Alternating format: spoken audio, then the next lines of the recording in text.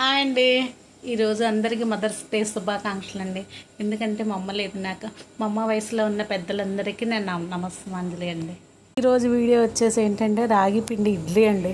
అది ఎలా అంటారా, ఒక కప్పు ఇడ్లీ పిండి ఉందండి, కొద్దిగా లైట్గా పులుసుంది.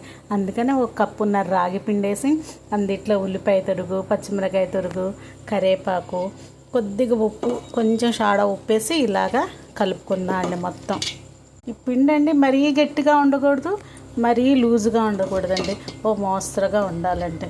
మరీ గట్టిగా ఉందనుకో ఇడ్లీ గట్టిగా వచ్చేస్తుంది.